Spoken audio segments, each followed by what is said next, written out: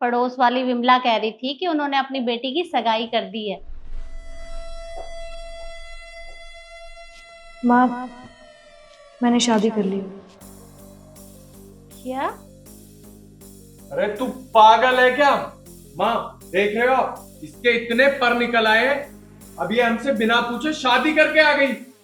रिद्धि, क्या है ये सब? तो तूने हमें बताया तक नहीं और शादी कर ली? माँ, मैं बताना चाहती थी पर मेरी कभी हिम्मत नहीं हुई। और वैसे भी आप तो मेरे लिए लड़का ढूंढ रही थी ना, इसलिए मैं आपको कभी बता ही नहीं पाई। मैंने अपनी मर्जी से शादी कर ली अब। अरे तो लड़का इसीलिए ही तो ढूंढ रही थी कि मैं तुम्हारी शादी करना चाहती थी, वो भी अपनी मर्जी से। पर कहाँ है वो लड़का? किसके साथ शादी की है तूने? माँ, मैंने किसी लड़के से शादी नहीं की है। मैंने एक लड़की से शादी की है और वो है ईशू।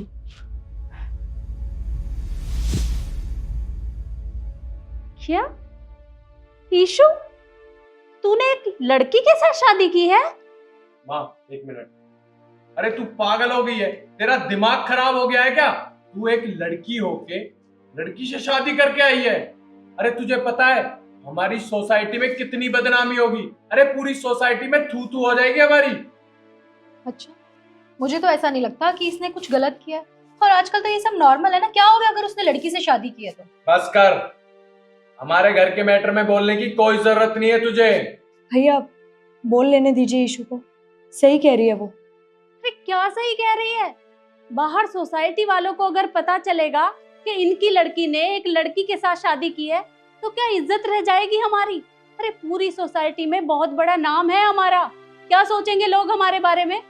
क्यों किया तूने ऐसा? आंटी जी, सोसाइटी वालों का ना काम ही यही होता है। उन्हें तो लोगों के पीठ पीछे बातें ही बनानी होती हैं। चाहे ये शादी करती तो भी बातें बनाते, ये शादी नहीं करती तो भी बातें बनाते। आप इसे घर पे बिठाते वो तो भी बातें बनाते, क्योंकि उनका तो काम ही बातें बनाना है। तो अब सोसाइटी वालों की फिक्र मत कीजिए। ईशु, हमारे घर के मैटर में बोलने की जरूरत नहीं है तुम्हें। मैं अपनी बेटी से सवाल कर रही हूँ तो मुझे पूछने दो, समझी तुम? रिद्धि, क्यों किया तूने ऐसा? माँ, मैंने ये सब इसलिए किया ताकि मैं आप दोनों को सबक सिखा सकूं। सबक? कैसा सबक?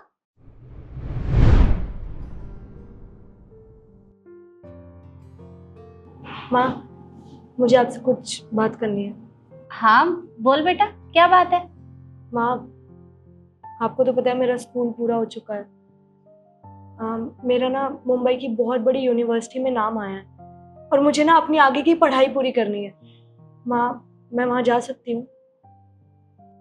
तुझे पता है ना कि बचपन से लेकर आज तक मैंने तुझे लड़कियों के स्कूल में पढ़ाया है और अब तू चाहती है कि मैं तुझे मुंबई कॉलेज में भेजूं? अरे बिल्कुल नहीं। वहां लड़के होंगे तो उनसे मिलेगी, उनसे बातें करेगी, और माहौल इतना खराब है कि मैं तुझे घर से बाहर तक नहीं भेज सकती। बस तू घर के काम कर, मुझे आगे नहीं पढ़ाना तुझे। माँ, आपने भैया को भी तो भेजा है ना फॉरेन पढ़ाई पूरी करने के लिए। आप मुझे क्यों मना करती हैं हर बार? अरे तो वो लड़का है और तू अपने भाई की बराबरी करेगी? अरे उसे तो जॉब करनी है, पढ़ाई पूरी करेगा तभी तो आगे कुछ करेगा, इसलिए मैंने उसे बाहर भेजा है। और तू ना उसके बारे में मत सोच, सिर्फ अपने बारे में सोच। मैंने तुझे कहा है ना कि घर के काम सीख। अरे ये कॉलेज वॉलेज काम नहीं आएगा। कल को मैं तेरी शादी करूंगी तो वहां घर के कामों की जरूरत पड़ेगी, ना कि कॉलेज की। इसलिए बस घर के काम में मन लगा अपना। मैंने कहा ना तुझे कि मैं तुझे बाहर नहीं भेज सकती, क्योंकि मुझे बिल्कुल पसंद नहीं है लड़कियों का बाहर घूमना। कल को तू लड़कों के साथ घूमेगी फिरेगी, ये मुझे बिल्कुल भी अच्छा नहीं लगता। अब जा, किचन में बर्तन पड़े हैं, जाके बर्तन साफ कर ले। जी।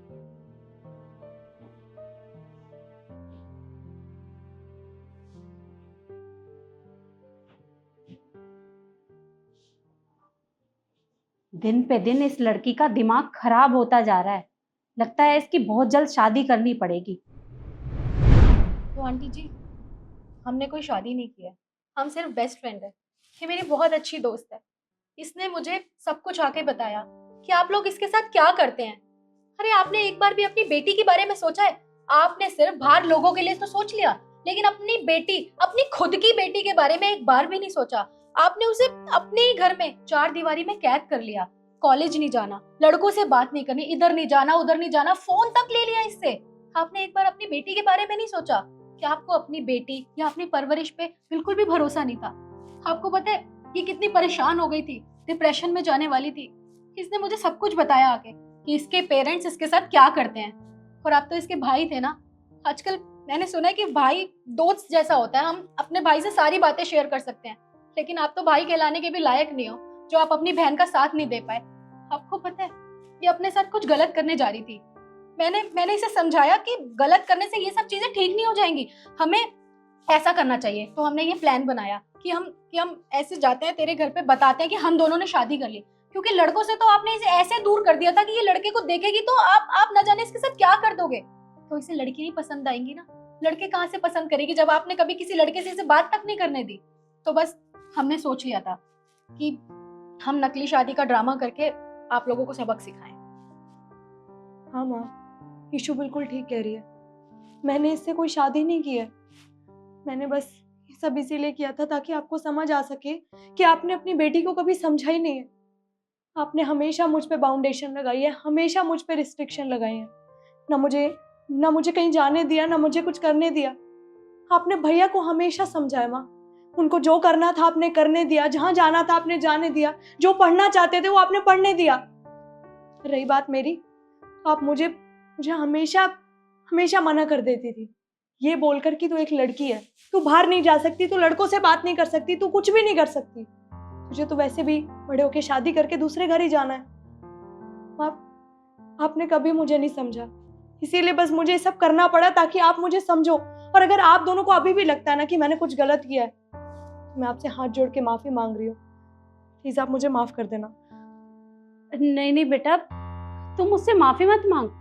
अरे सारी गलती तो मेरी है, मैंने तेरे ऊपर इतनी बंदिशें लगाई, ना मैं तेरे साथ ऐसा करती और ना तू ऐसा कदम उठाती। देख बेटा, मुझसे बहुत बड़ी गलती हो गई है। मैं अपनी खुद की बेटी की खुशियों की दुश्मन बन बैठी।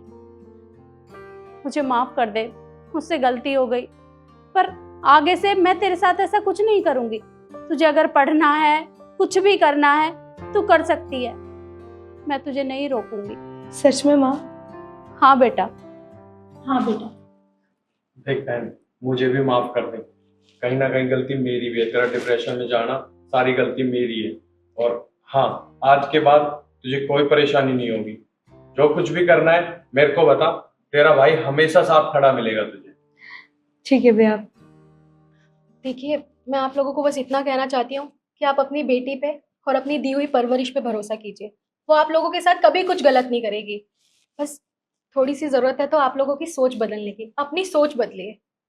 हाँ बेटा, तूने बिल्कुल ठीक कहा, पर मैं आज के बाद अपनी बेटी के साथ ऐसा कुछ नहीं करूँगी, क्योंकि जो होना था हो गया। पर आगे से ये जो करना चाहेगी मैं इसे करने दूंगी। बस अब की बार तुम दोनों मुझे माफ़ कर दो। नहीं माँ, आप माफ़ी मत मांगिए। तो ठीक है, अब मैं चलती हूँ। नमस्ते। नमस्ते।